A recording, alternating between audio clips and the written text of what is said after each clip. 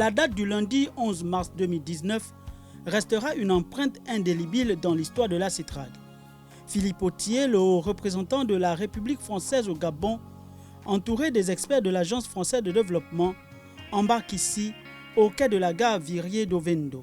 Dans cette placeur, spécialement affrétée pour cette mission de vérification de la matérialisation du projet de réhabilitation de l'ensemble de la voie ferrée.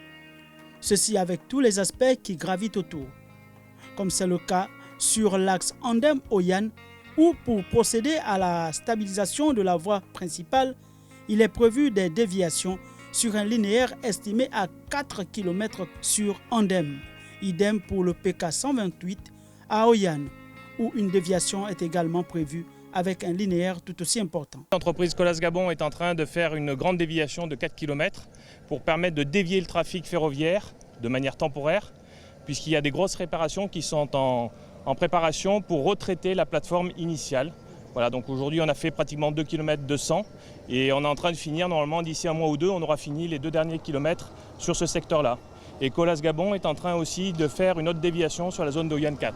La déviation sera certainement conservée et sur cette voie où nous nous trouvons actuellement, tout l'ensemble sera démonté. Il y aura un gros terrassement pour purger et enlever les matériaux qui sont de mauvaise qualité et on refera la fondation de cette voie pour que dans le futur elle puisse tenir de manière pérenne. La situation des zones instables, qui est considérée comme l'élément moteur de ces opérations de déviation sur une distance importante du chemin de fer, a emmené le partenaire AFD à signer des accords porteurs. Les travaux devraient normalement se finir à peu près sur sur juin-juillet à peu près pour cette portion-là. Et il y a encore pas mal de travaux. Il y a d'autres zones sur les PK 90 à 120 et ça devrait être terminé, je pense que ça va s'échelonner sur 2 à 3 ans, selon les ampleurs qui nous seront confiées. Sur le chemin qui mène à Boué, épicentre de la production de traverses en béton, un arrêt s'est effectué à Makora, carrière gérée par Colas, entreprise partenaire de la CETRAG dans les projets structurants.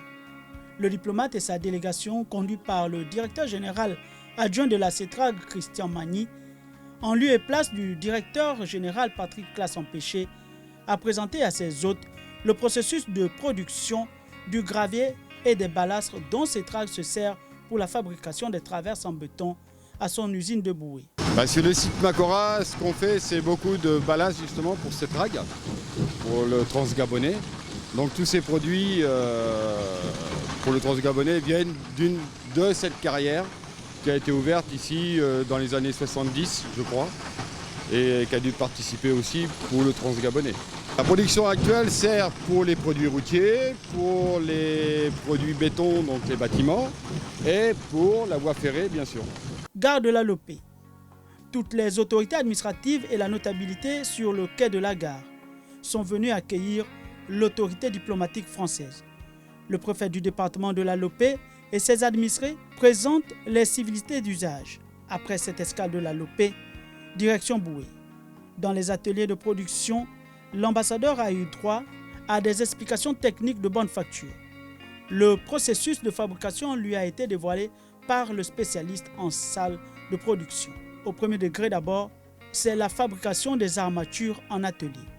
Au second degré, ce sont les tests de laboratoire des différentes pièces qui vont servir à l'assemblage de l'armature finale. Oui, ici à Boué, nous sommes la cellule de production des traverses, c'est-à-dire nous participons au grand projet qu'est le PRN, le programme de remise à niveau.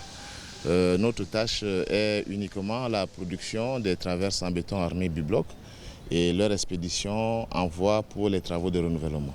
La délégation a ensuite accédé à la dernière étape de la chaîne de fabrication, l'atelier 3. C'est ici que les traverses en béton sont fabriquées après que les matériaux constituant l'armature ont suivi un cheminement requis. Le respect des normes internationales est fondamental pour la fabrication de ces ouvrages afin d'assurer une fiabilité au final. Nous respectons quand même un canevas de production très strict et nos traverses subissent 3 niveaux de contrôle. Un contrôle extérieur qui est réalisé par la SNCF via son partenaire Sistra, un contrôle externe par APAV ici au Gabon et un contrôle interne par notre laboratoire propre.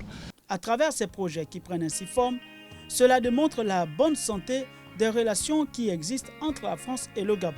Et donc, la signature de cette convention entre ce partenaire au développement, l'AFD, et le gouvernement gabonais redéfinit l'importance des relations bilatérales, légendaires, qui ont toujours existé. Il s'agit d'une convention qui a été signée entre l'AFD et l'État gabonais en 2016 pour la réhabilitation du transgabonais.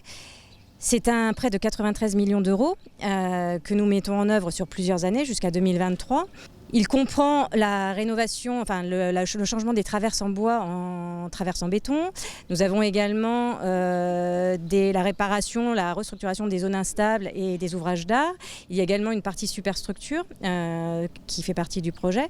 Et donc oui, écoutez, ça avance plutôt bien. Là, nous venons de faire une visite des ateliers de traverses. Donc c'est un bel outil de production et qui est utile évidemment pour le chantier. Et je pense que oui, bien sûr, c'est utile pour le Gabon, c'est utile pour son économie et le chantier avance effectivement très très bien.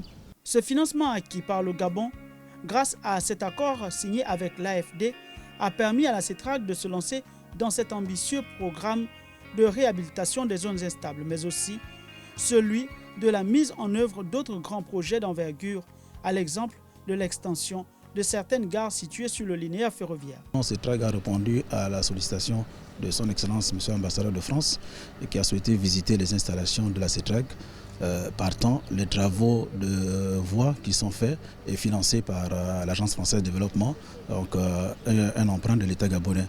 Et cette visite a permis, j'espère, à M. l'ambassadeur de voir un peu l'étendue des travaux qui sont faits, de présenter l'état d'avancement des travaux. Donc on a pu visiter hier déjà le chantier du marché que construit la CETRAG dans le cadre du financement AFD au niveau du PK2, qui est une action de relogement, de déplacement des populations parce que les populations sont installées au bord de la voie ferrée.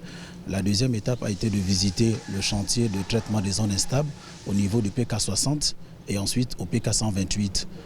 Aujourd'hui, nous visitons l'usine de fabrication des traverses à Boué et après, les travaux qui sont faits au niveau des cités aussi, puisque dans le cadre du financement AFD, il y a aussi la réhabilitation des logements.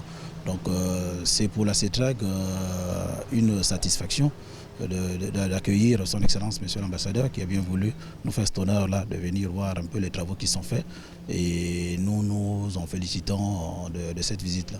Le respect des clauses du contrat Gabon-AFD dans la mise en forme de ces travaux et ceux des projets en cours d'exécution par la CETRAG, pour le diplomate français, cela est un élément qui va impulser le développement tous azimuts au regard de l'impact du chemin de fer dans l'économie du Gabon. Je souhaitais me rendre compte sur le terrain de ce qu'est le transgabonais, de ce qu'est cette infrastructure, de ce qu'elle a apporté au développement du Gabon et de ce qu'elle a transformé dans la géographie même du pays, puisqu'elle le traverse de part en part de Libreville ou d'Ovendo à Franceville.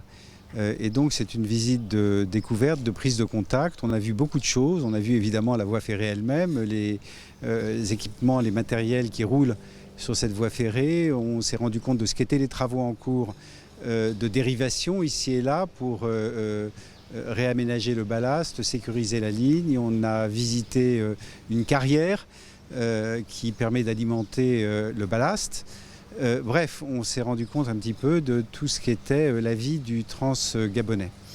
Je suis très fier à cet égard de constater que l'Agence française de développement contribue à la modernisation et à la réhabilitation de cette voie ferrée. Et on se rend compte de tout ce que finance la coopération et l'aide publique au développement française. Ce qui en découle, si vous voulez, c'est tout simplement que nous finançons la réhabilitation de la voie. C'est une opération qui est nécessaire après 50 ans.